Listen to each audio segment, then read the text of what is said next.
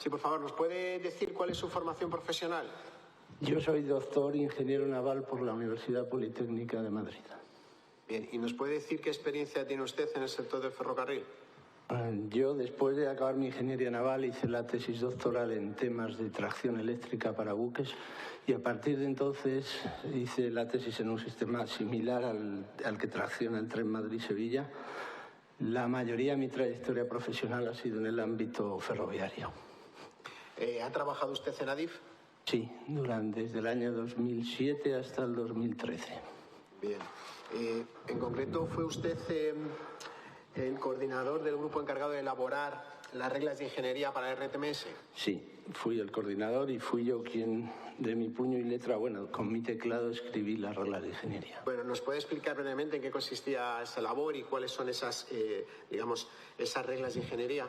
Las reglas de ingeniería tenían por objeto armonizar el despliegue del RTMS. Como saben, España es el país que más ha desplegado en sus líneas este sistema y lo hacen muchas empresas. Entonces detectábamos diferencias entre el despliegue de cada empresa y para armonizar eso decidimos redactar estas reglas de ingeniería para que el despliegue fuera homogéneo por todas ellas. Esas normas ustedes los que trataban es que depende, independientemente de la empresa instaladora o que lo hiciera, que todas fueran homogéneas y que todas fueran igual. Efectivamente. Bien. Oiga, usted es, por lo que me está diciendo, usted es experto en sistema RTMS. Sí. Bien. Cuando se circula con sistema RTMS, ¿hay riesgo de exceso de velocidad? Nunca. Nunca. El sistema RTMS supervisa la velocidad y en caso de que se sobrepase esa velocidad aplica el freno. Bien. Y en el caso de que el RTMS no funcionara, pues aplicaría el freno también y sería un sistema seguro, a un estado seguro que es a tren parado. Ajá. Oiga, ¿qué diferencias tiene con el sistema ASFA? ¿Se pueden equiparar uno y otro? En absoluto. En absoluto, porque el sistema RTMS tiene un nivel de seguridad SIL 4, lo cual supone un fallo cada 1.000 millones de horas. El sistema ASFA, como hemos visto en este desgraciado accidente, deja muchas veces la conducción en responsabilidad del maquinista y el factor humano no tiene esa tasa de fallos, obviamente. Se evalúa normalmente entre un 10 a la menos 2, 10 a la menos 4, como máximo, o sea, un fallo cada 10.000 horas o cada 1.000 horas es lo que se estima de la probabilidad de fallo humano. Cuando una línea tiene instalados los dos sistemas, RTMS y ASFA, ¿se considera que los dos son intercambiables o equiparables o uno es principal y el otro subsidiario? El RTMS es principal, el ASFA está de respaldo con un nivel de seguridad, como he dicho, muy inferior. Bien. Oiga, en concreto en la línea por la que estamos hoy aquí, ¿era posible instalar el RTMS en toda la línea? Perfectamente posible. Incluso en el proyecto original así estaba establecido, ¿le consta a usted? Me consta a mí, lo vi a través de cuando leí el informe de la CIAF, que el proyecto original llegaba al cambiador que había después de la estación de Santiago. Entonces equipaba la estación de Santiago con RTMS en esta vía, en la vía de ancho y C. ¿El sistema RTMS podía perfectamente haber cubierto la curva de Grandeira e incluso la estación de Santiago? Perfectamente, el sistema RTMS cubre muchas estaciones. Le puedo poner, por ejemplo, en el tiempo que yo estuve en Adif, la estación de Chamartín entera está cubierta por RTMS, la estación de Valencia, la estación de Barcelona-Sants, la estación de Málaga, y lo ideal es que el RTMS cubra la estación porque es un sistema más seguro, obviamente. ¿En qué hubiera ocurrido si el sistema RTMS hubiera estado instalado y activo en el tramo donde ocurrió el accidente? Pues que el tren habría pasado por esa curva a una velocidad de 80 kilómetros por hora o inferior.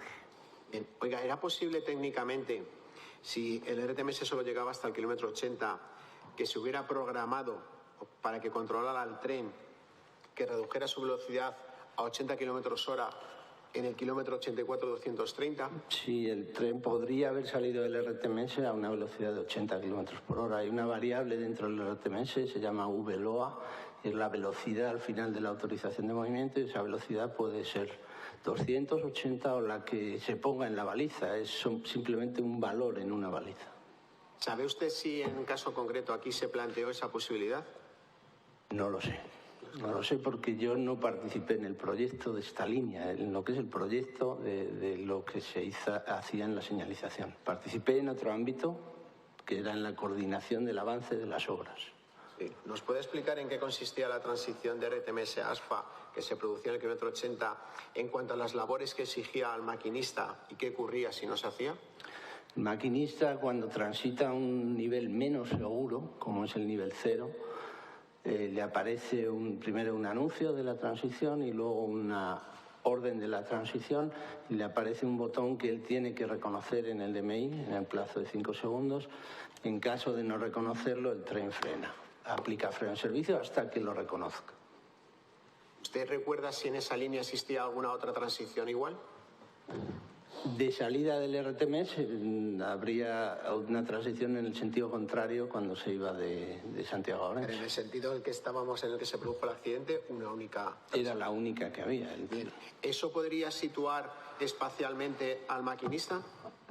Al ser una circunstancia especial. Evidentemente, si el maquinista... A ver, en el ASFA, que es un sistema que, como ya se ha dicho aquí repetidas veces, no supervisa la velocidad, y eso es una diferencia enormemente notable con respecto al RTMS, el maquinista es quien tiene que decidir cuándo empieza a frenar. Ni había señales en este caso que le avisaran de ese inicio del freno, para lo cual tiene que tener referencias en la vía, las tendrá que buscar él, la que sea, pero una referencia clara era accionar este pulsador, porque en el momento que lo accionaba él era consciente de que salía RTMS y que en ese momento tenía que empezar a frenar. Y si se desconectaba, y si desconectamos el sistema RTMS, el maquinista ya no tenía que hacer nada, llegado a ese punto. No, iba en ASFA y iba todo el tiempo en ASFA y tenía que tener una referencia visual él en la vía para empezar a frenar, referencia que un fallo humano puede hacer perder. Bien, mire, le voy a preguntar, en cuanto a la puesta de servicio de una línea nueva, ¿usted entiende que es técnicamente necesario llevar a cabo una evaluación de riesgos cuando se pone en marcha una línea nueva donde se evalúe el fallo humano? Evidentemente. ¿Tanto normativamente como por las normas de ingeniería?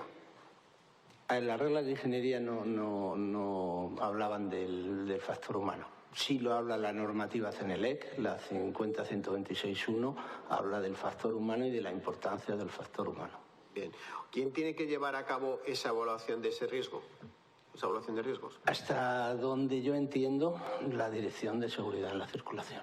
Sí, mire, usted en su comparecencia en el Congreso dijo concretamente que el sector ferroviario es muy complejo, ciertamente hay compartimentación, normalmente los de plataforma no saben nada de señalización, ni los de vía de telecomunicaciones. Se juntan muchas técnicas y eso da lugar a compartimentación. Pero hay una dirección de seguridad en la circulación que es la que debe analizar los riesgos. Así es. Es la única encargada dentro de ADIF de analizar los riesgos. Si es más, cualquier técnico de ADIF que opinara sobre la seguridad, se le decía, esto es una responsabilidad de la Dirección de Seguridad y son ellos a los que le atañe analizar eso. Mire, no sé si tiene usted constancia, en este procedimiento se adjuntó una documentación que había hecho llegar la Agencia Ferroviaria Europea a la plataforma a la que yo represento. En concreto está el tomo 73 al folio 32.114, donde se dice, creo que es lo mismo que está diciendo usted ahora, que sí se debería haber realizado una evaluación de riesgo para la nueva línea. Puede confirmar con seguridad que la legislación de la Unión Europea lo exige. Se añade a posteriori la Directiva de Seguridad Ferroviaria 49/2004 requería un sistema de gestión de la seguridad que identificara y controlara los riesgos. ¿Está usted conforme y ratifica esa afirmación? Sí, yo les digo, no soy un experto en seguridad. O sea, yo soy experto en RTMS, en un sistema que controla la marcha del tren de forma segura. Pero sé que hay que cumplir la normativa CENELEC y la normativa de la Unión Europea en materia de seguridad, sí.